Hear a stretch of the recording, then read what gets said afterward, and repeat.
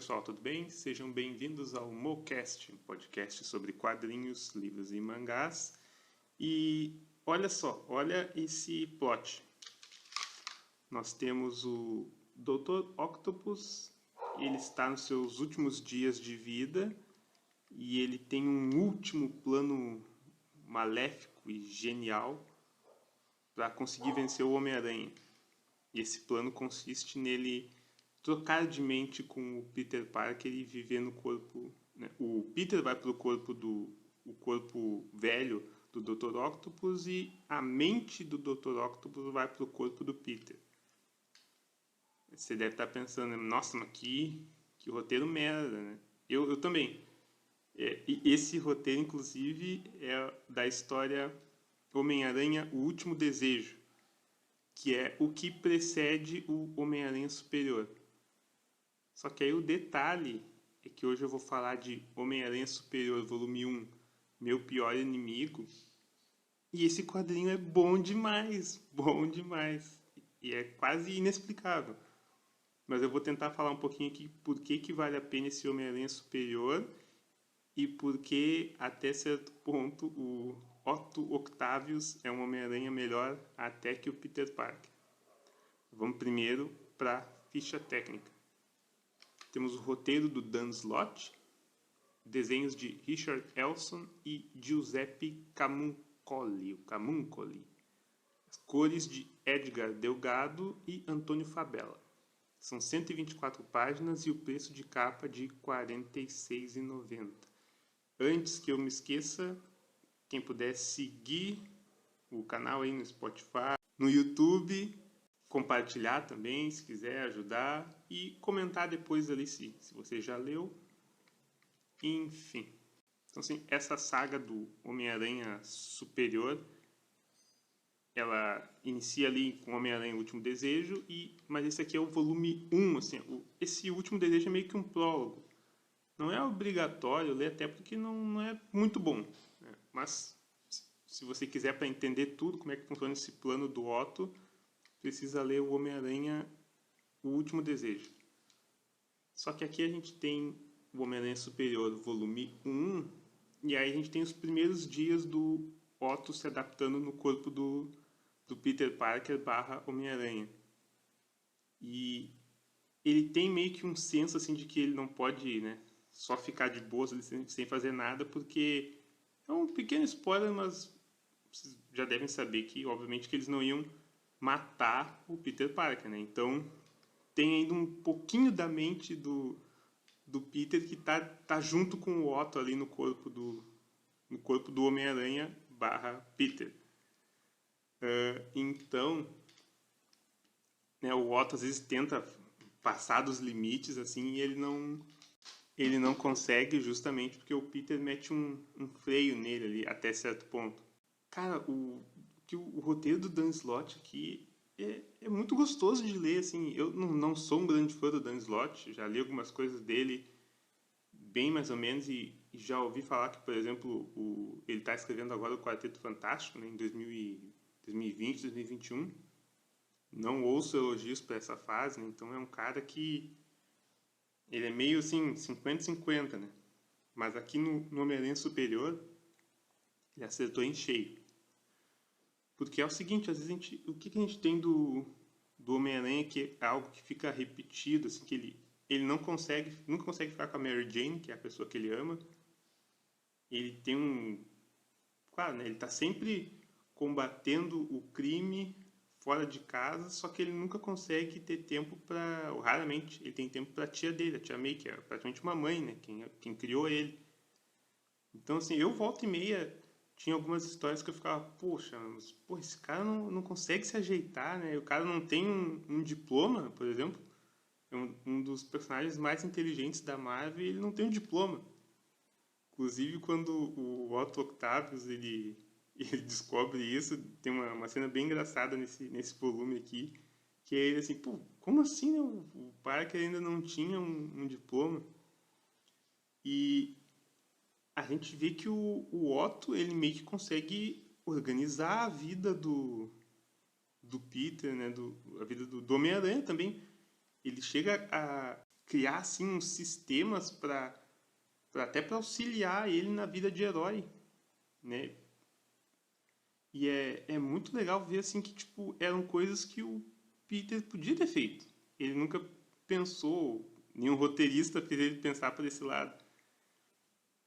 Então aí, por exemplo, no primeiro, segundo capítulo ali, a gente ainda tá meio reticente, né? Mas chegou uma parte ali que o Peter tentava dizer, não, não faz isso, Otto, não faz isso. E eu já tava pensando assim, ó, cala a boca, cara, cala a boca, deixa que o Otto Octavius vai resolver a situação.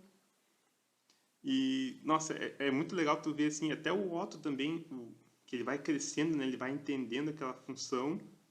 E é claro, com grandes poderes vem grandes responsabilidades. Só que daí ele tá conseguindo conciliar, que é tudo que a vida de um humano normal, né? Uma vida civil com a vida do herói aranha. Então, é muito legal tu ir acompanhando, assim, a história ela vai te conquistando. Porque eu comecei a ler, eu estava muito reticente. Só que ela vai te conquistando e tu fica, isso é interessante, isso é interessante. Sobre a arte, né? Nós temos o Richard Elson e o Camuncoli. Não sei se eu já tinha visto a arte deles em outros trabalhos, mas não me incomodou, assim, não é nada que enche os olhos, mas é bem legalzinho. Inclusive a do Camuncoli, acho que é no último capítulo, se não me engano, é a mais legalzinha. Bem bonito, assim, o jeito que ele desenha o Homem-Aranha, na parte de ação, na parte das lutas, né? Com relação aos vilões, são meio que dois arcos, assim, né? Ali, primeiro, quando o Otto ainda está sabendo os limites dos poderes do Peter, ele enfrenta um novo sexteto sinistro que é formado ali por uma meia dúzia de Zé Bunda ali. Acho que o mais famoso ali é o Shocker, né? Para vocês verem o nível. Mas é assim, serve mais para apresentar mesmo como é que o Otto vai reagir com esses caras, né? Como é que ele vai medir a força nos combates e tal. E aí mais pro final a gente tem um outro vilão que é um sociopata que fugiu do Ravencroft, que é meio que o Arkham ali da Marvel, né? Esse sociopata ele é chamado de Massacre, né? E por motivos óbvios ele sai de lá e ele vai para uma lanchonete cometer um massacre. E nossa, aí a gente vai vendo a reação do Otto com isso daí. E foi o Homem-Aranha que já tinha prendido esse cara uma vez. Só que daí, tipo, ele prendeu, aí o cara ficou lá, agora o cara fugiu e o cara matou mais inocentes. Então fica aquele tocante, assim, até por exemplo, do Batman com o Coringa, né?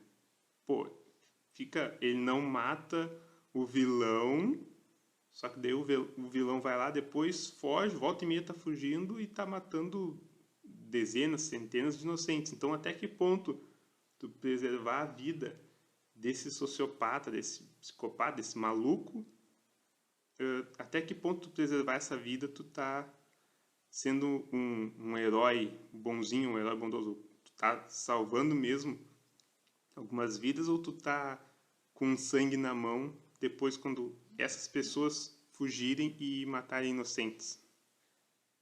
Então, o jeito que é abordado aqui nesse Homem-Aranha Superior é bem legal e ali no final o Otto ele toma uma decisão, sei, alguns vão achar polêmica, né? Eu achei que não tinha para onde ir, ele fez o que tinha que fazer. Então, o que mais que a gente tem nesse gibi?